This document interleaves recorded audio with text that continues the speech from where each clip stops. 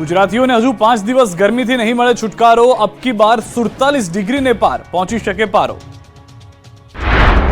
આકરા તાપથી ધગધગ્યું ગુજરાત. 10 થી વધુ શહેરમાં તાપમાન 45 ડિગ્રીને પાર. 5 દિવસ સુધી ગુજરાત અગનભઠ્ઠીમાં શેકાશે. ગુજરાતમાં છેલ્લા કેટલાક દિવસથી કાળઝાળ ગરમી પડી રહી છે. તાપમાનનો પારો સતત 42 ડિગ્રીની ઉપર જઈ રહ્યો છે. રાત્રિનું તાપમાન પણ અસામાન્ય નોંધાઈ રહ્યું છે. મોટાભાગના શહેરોમાં તાપમાનનો પારો 45 ડિગ્રીને પાર પહોંચી જતા રોડ સુમસામ બની ગયા છે. અમદાવાદ સહિત 10 થી વધુ શહેરો તો જાણે અગનભઠ્ઠી બની ગયા છે. બપોરના 12 વાગ્યાથી સાંજે 6 વાગ્યા સુધી જાણે આકાશમાંથી આગના ગોળા વરસી રહ્યા હોય તેવો અહેસાસ લોકોને થઈ રહ્યો છે. લોકો ગરમીના પ્રકોપના કારણે પરસેવે રીપઝીપ થઈ ગયા છે. હવામાન વિભાગના મતે અમદાવાદમાં ગરમીનો પારો 45 ડિગ્રીને પાર પહોંચ્યો છે તો સૌથી વધુ તાપમાન ડીસાના 45.3 ડિગ્રી નોંધાયું છે. હાલ રાજ્યમાં પશ્ચિમથી ઉત્તરના પવનો ફૂંકાઈ રહ્યા છે, જેના કારણે હજુ 5 દિવસ સુધી ગરમીમાં ગુજરાતવાસીઓ નહીં મળે કોઈ રાહત.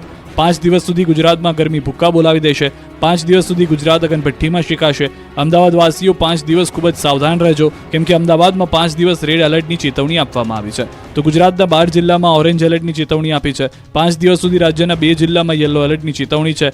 રાજ્યના ઘણા ભાગોમાં હીટવેવની આગાહી કરવામાં આવી છે. અમરેલી અને સાબરકાંઠામાં 5 દિવસ યલો એલર્ટની ચેતવણી છે. 2 દિવસ સુધી 12 જિલ્લાની રાત્રિ પણ ગરમ રહેશે, એટલે કે 5 દિવસ સુધી ગરમીમાં ગુજરાતવાસીઓને કોઈ રાહત મળવાની નથી. અમદાવાદવાસીઓને 5 દિવસ ઘરની બહાર ન નીકળવાની અપીલ. માથા ફાડ ગરમી કરી દેશે બીમાર. 12 જિલ્લાના લોકો સાવધાન. અમદાવાદવાસીઓ ઘરમાં રહેજો. અમદાવાદમાં ગરમીનું રેડ એલર્ટ. અમદાવાદ સહિત રાજ્યમાં હાલ કાળઝાળ ગરમી પડી રહી છે. આ દરમિયાન હવામાન વિભાગ દ્વારા આવતીકાલથી 5 દિવસ રેડ એલર્ટની આગાહી કરવામાં આવી છે. શહેરને 21 થી 25 સુધી રેડ એલર્ટ જાહેર કરાયું છે. શહેરનું તાપમાન 45 ડિગ્રી અથવા ઉપર જવાનું છે. અમદાવાદ સહિતના શહેરોમાં તો સૂરજદાદા 50 ડિગ્રી આસપાસ તાપમાનને પહોંચાડવા માટે ઉતાવળા થઈ રહ્યા છે. ત્યારે અમદાવાદ મ્યુનિસિપલ કોર્પોરેશન અને રાજકોટ કોર્પોરેશને લોકોને સચેત રહેવા અપીલ કરી છે. તંત્ર દ્વારા કન્સ્ટ્રક્શન સાઇટ ઉપર કામ કરતા શ્રમિકો કામ ન કરે અને સગર્ભા મહિલાઓ અને વૃદ્ધો બહાર ન નીકળે તેવી અપીલ કરવામાં આવી છે. ઉપરાંત હોસ્પિટલ અને અર્બન હેલ્થ સેન્ટરો ઉપર તમામ વ્યવસ્થા કરી છે. ગાર્ડન વિભાગ અને લાઇટ વિભાગને પણ જરૂરી સૂચના આપવામાં આવી છે. તો સાથે જ લોકોને બપોરના 12 વાગ્યાથી લઈ 3 વાગ્યા સુધી ઘરની બહાર બિનજરૂરી ન નીકળવા અપીલ પણ કરવામાં આવી છે. બપોરના સમયે છાયામાં રહેવા અને દુપટ્ટો, ટોપી અને સુતરાઉ કાપડ પહેરવા સૂચના આપી છે. આ સિવાય વધુમાં વધુ પ્રવાહી લેવા પણ એએમસી દ્વારા અપીલ કરવામાં આવી છે. જો વધુ પડતું માથું દુખે, તાવ આવવાની સ્થિતિ લાગે તો તબીબોનો સંપર્ક સાધવા જણાવાયું છે.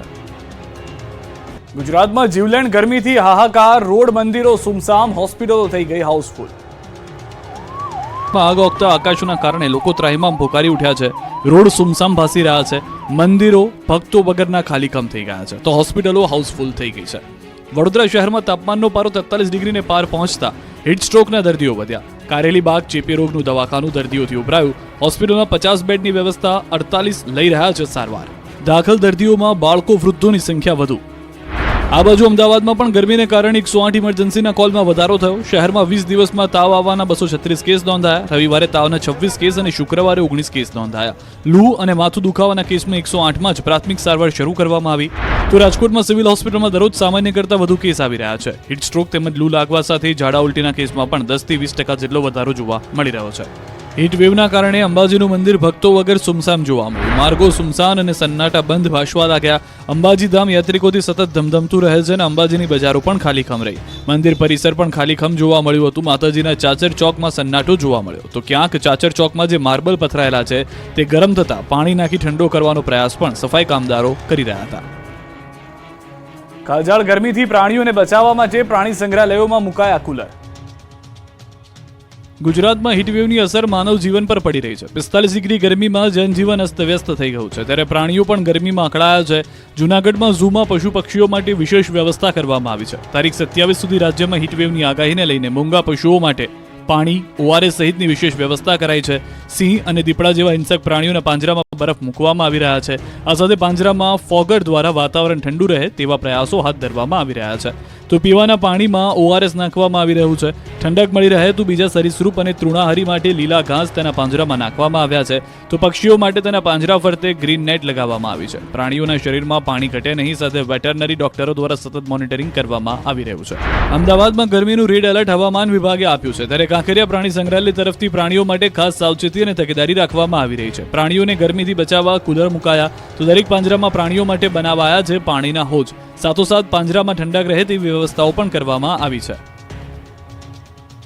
સરકારી કચેરીઓમાં બાબુઓની સાહેબગીરીથી લોકોને થયા ધરમના ધક્કા. અંકલેશ્વર મામલતદાર કચેરીએ સરકારી બાબુઓની સાહેબગીરીને કારણે અરજદારોને ગરમીમાં શેકાવાનો વારો આવ્યો. સરકારી કર્મચારીઓ સમયસર હાજર ન રહેતા અરજદારો અટવાયા. આવકના દાખલા તથા ક્રિમિલિયર સર્ટિફિકેટ કઢાવવા અરજદારો કલાકો સુધી લાઇનમાં ઉભા રહ્યા હતા. આ બાજુ છોટાઉદેપુર નગરપાલિકામાં જન્મ મરણ વિભાગમાં અરજદારોએ હોબાળો મચાવ્યો. વહેલી સવારથી લાઇનમાં ઉભેલા 20 થી 25 અરજદારોએ કચેરીમાં રોષ ઠાલવ્યો. ઓફિસમાં કોઈ જવાબદાર કર્મચારી ન હોય હાજર, જેના કારણે અરજદારોમાં ભારે રોષ જોવા મળ્યો. તો ધોરાજી ગ્રામ્ય પંચાયતમાં તલાટીઓ ગેરહાજર અને અનિયમિત આવવાને કારણે ગ્રામજનોના કામ ન થતા હોવાની વાત ગ્રામજનોએ કરી. સાથે જ તેઓએ કહ્યું કે મુશ્કેલીનો ઘણો સામનો કરવો પડે છે. ગ્રામ પંચાયતમાં અલીગઢના તાળા જોઈને લોકોને ધક્કા થયા. જામનગર સિવિક સેન્ટરમાં અસુવિધાથી લોકો ત્રસ્ત થયા. ક્રિમિલિયર સર્ટિફિકેટ અને આવકના દાખલા મેળવવા ભર ઉનાળે લોકોની કતારો સવારથી યથાવત જોવા મળી. સિવિક સેન્ટરમાં બેસવાના બાંકડા તૂટેલા જોવા મળ્યા. ભર ઉનાળે સિવિક સેન્ટરમાં ઓફિસ અંદર પાણી માટે પણ કોઈ વ્યવસ્થા જોવા ન મળી. અમદાવાદના ચંડોળાના 3 ગોડાઉનમાં લાગી ભીષણ આગ. 2 કિલોમીટર દૂર ધુમાડાના ગોટે ગોટા દેખાયા.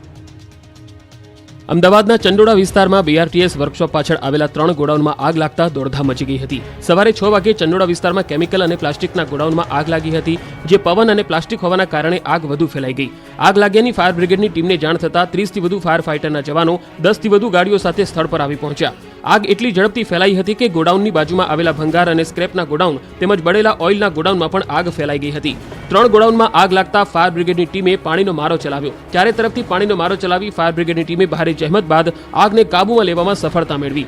આગની ઘટનામાં બળેલા ઓઇલનું ટ્રેડિંગનું ગોડાઉન, પ્લાસ્ટિક અને સ્ક્રેપના ડ્રમ, ઓઇલ વગેરે બળીને ખાખ થઈ ગયા. સ્ક્રેપના ગોડાઉનમાં પ્લાસ્ટિક વેસ્ટ અને પ્લાસ્ટિકના બેરલ, કટિંગ મશીન વગેરેમાં આગ લાગી હતી. આ ઘટનામાં કોઈપણ પ્રકારની જાનહાનિ થઈ નથી. આગ કયા કારણોસર લાગી તેનું ચોક્કસ કારણ સામે આવી શક્યું નથી, પરંતુ આગ એટલી વિકરાળ હતી કે ધુમાડાના ગોટે ગોટા દૂર દૂર સુધી જોવા મળ્યા. સુરતમાં વધુ એક ઇલેક્ટ્રિક બાઇકમાં આગ લાગી. સચિન વિસ્તારમાં ઇલેક્ટ્રિક બાઇકમાં લાગી હતી આગ. સાઈનાથ સુડા આવાસમાં પાર્ક કરેલી હતી આ બાઇક. અચાનક આગ લાગતા બાઇક બળીને ખાક થઈ ગઈ. ગરમીને કારણે ઇલેક્ટ્રિક બાઇકમાં આગ લાગ્યાનું અનુમાન. રાજકોટની શાપર વેરાવળમાં આવેલી ઋષિ કાસ્ટ નામની કંપનીમાં આગજનીની ઘટના સામે આવી. આગ લાગવાની ઘટનાથી રાજકોટ ફાયર બ્રિગેડનો કાફલો ઘટના સ્થળ પર દોડી ગયો હતો. અંદાજિત 3 કલાકની જહેમત બાદ કાબુ મેળવવામાં આવ્યા હતા. અત્યારે સમગ્ર મામલે કાસ્ટિંગ કંપનીને લાખો રૂપિયાનું નુકસાન પહોંચ્યું છે. કારખાનામાં સ્ટોર રૂમમાં પણ આગ લાગી હતી. આગ લાગવાનું કારણ જાણી શકાયું નથી. સુરેન્દ્રનગરના પાટડીમાં પુત્રને માતાએ 500 રૂપિયા ન આપતા આખું ઘર સળગાવી દીધું. પુત્રના કારસ્તાનનું જુઓ ખતરનાક દ્રશ્ય. સામાજિક સંબંધોને છિન્ન ભિન્ન કરી નાખે તેવી ઘટના સુરેન્દ્રનગરના પાટડીના કઠાડા ગામે બની છે, જ્યાં એક સપૂત અચાનક જ રૂપિયા માટે કપૂત બની ગયો. કપાતરે મા બાપની પણ સહેજ પણ ચિંતા કર્યા વિના આખું ઘર સળગાવી દીધું હતું. માતાનો વાંક માત્ર એટલો જ હતો કે તેણે પુત્રને 500 રૂપિયા આપવાનો ઇનકાર કર્યો હતો. તેથી ઉશ્કેરાયેલા કપાતરે ઘરને જ આગ ચાપી દીધી. પાટડી તાલુકાના કઠાડા ગામે સપૂત કપૂત બનતા ચકચાર મચી ગઈ. પુત્ર મયુર મકવાણાએ તેમની માતા પાસે વાપરવા માટે 500 રૂપિયા માંગ્યા હતા, જે માટે માતાએ ના પાડી દેતા પુત્રએ આખા ઘરમાં આગ લગાવીને જાનથી મારી નાખવાની ધમકી આપી. પુત્રએ ઘરમાં આગ લગાડી ભાગી જતા પિતાએ પોલીસ સમક્ષ ફરિયાદ નોંધાવી. સદનસીબે આ આગમાં કોઈ જાનહાનિનો બનાવ બન્યો નથી, પરંતુ પુત્રના કારસ્તાનના કારણે પરિવાર બેઘર બની ગયો. બેઘર બનેલા માતા પિતા પોતાના કપાતર પુત્રના કૃત્યથી સ્તબ્ધ બની ગયા. લોકોએ પુત્ર સામે ફિટકારની લાગણી વરસાવી. ઉનામાં કથાકાર રાજુ બાપુની જીભ લપસી. કોળી ઠાકોર સમાજનું કર્યું અપમાન. કથાકાર રાજુગીરી બાપુની ટિપ્પણીનો વિવાદ વકર્યો છે, જેમાં કોળી સમાજના ઉગ્ર વિરોધ બાદ પોલીસ એક્શનમાં આવી છે. નવાબંદર મરીન પોલીસ સ્ટેશનમાં બાપુ વિરુદ્ધ ગુનો નોંધાયો છે, જેમાં વિવાદિત નિવેદનના પગલે કથા પણ વહેલી સમિટી લેવાઈ છે. સાવરકુંડલાના રાજુગીરી બાપુએ વિરોધ બાદ માફી માંગી છે, જેમાં કોળી ઠાકોર સમાજ બાબતે વિવાદાસ્પદ ટિપ્પણી કરી હતી. પ્રેમ લગ્ન મુદ્દે વાત કરતા કોળી સમાજ વિશે ટિપ્પણી કરી હતી. વિવાદાસ્પદ નિવેદનથી કોળી ઠાકોર સમાજમાં રોષ વ્યાપ્યો હતો, જેમાં વિરોધ બાદ રાજુગીરી બાપુએ કોળી ઠાકોર સમાજની માફી માંગી છે. તેમજ જણાવ્યું છે કે વ્યાસપીઠ પરથી કોઈ સમાજને ઠેસ પહોંચાડવાનો ઈરાદો ન હતો. આજ સમાજના બાળકો મારી આશ્રમ શાળામાં ભણે છે. એ બધા બાળકો મારા બાળકોની સમાન છે. મારાથી ભૂલ થઈ છે. હું સમાજ આગળ ક્ષમા માંગુ છું. એક સાધુનો દીકરો કોળી સમાજની માફી માંગે છે. સુરતમાં રીલ્સના રાજાઓ ફરી ભાન ભૂલ્યા. બીઆરટીએસ ટ્રેકને લીધો બાનમાં. સોશિયલ મીડિયામાં ચમકવા માટે યુવાનો પોતાના જીવને પણ જોખમમાં નાખતા અચકાતા નથી. રીલ્સના ચક્કરમાં યુવાનો એવા ઘેલા બની ગયા છે કે કાયદો હાથમાં લેતા પણ ડરતા નથી. એમાં પણ સુરતના BRTS ટ્રેક તો જાણે કોર્પોરેશને રીલ્સના રસિયાઓ માટે બનાવ્યા હોય તેવું લાગે છે. આ દ્રશ્યો છે સુરતના ઉધનાના BRTS રૂટના. અહીં બે યુવાનો ખુલ્લા હાથે બાઇક ચલાવી રહ્યા છે. ડ્રાઇવિંગ કરી રહેલો યુવક છૂટા હાથે સ્કૂટર દોડાવી રહ્યો છે. સ્કૂટર ફૂલ સ્પીડમાં દોડી રહ્યું છે અને આ આસપાસના વાહન ચાલકોના જીવને જોખમમાં મૂકીને આ યુવક બેફામ ડ્રાઇવિંગ કરી રહ્યો છે. જાણે કોઈનો પણ ડર ન હોય, મોતનો પણ ડર ન લાગતો હોય તેમ આ યુવક સ્ટીયરિંગ પકડ્યા વિના બેફામ ડ્રાઇવિંગ કરે છે. જ્યારે તેની પાછળ પણ એક યુવક બેસેલો છે જે ડરી રહ્યો હોય તેવું લાગે છે. BRTS રૂટમાં બેફામ સ્ટંટબાજી કરતા આ યુવકનો વિડીયો હાલ સોશિયલ મીડિયામાં વાયરલ થઈ રહ્યો છે. ત્યારે યુવક સામે પોલીસ કાર્યવાહીની માંગ ઉઠી છે. ધારીમાં ધોળા દિવસે સિંહ પરિવારે ઉતર્યો રસ્તા પર. કાર સવાર લોકોના થંભી ગયા શ્વાસ.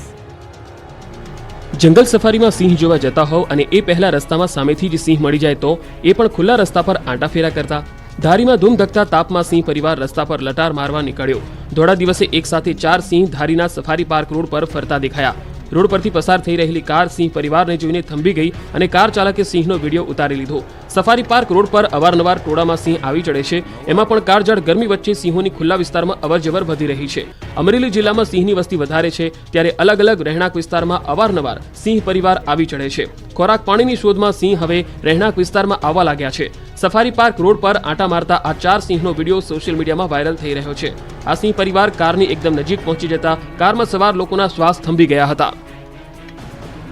અમદાવાદમાં મદ્રેસાઓની તપાસમાં થયો મોટો ધડાકો. અમદાવાદ સહિત રાજ્યભરના 1000થી વધુ મદ્રેસામાં તપાસ કરાઈ હતી. ત્યારે અમદાવાદમાં મદ્રેસામાં થયેલી તપાસને લઈને મોટો ધડાકો થયો છે. અમદાવાદ શહેરની 175 મદ્રેસામાં સર્વે કરાયો, જેમાંથી અમદાવાદની 15 મદ્રેસાઓએ માહિતી આપવાનો ઇનકાર કર્યો. સર્વેમાં સંચાલન અંગે આવી મોટી જાણકારી. શિક્ષણ વિભાગને મદ્રેસાએ આપેલી માહિતી પ્રમાણે મદ્રેસાનું ફંડિંગ વિદ્યાર્થી પાસેથી અને દાનમાં આવતી રકમથી ચાલતી હોવાની બાબત સામે આવી. અમદાવાદ ગ્રામ્ય વિસ્તારની 29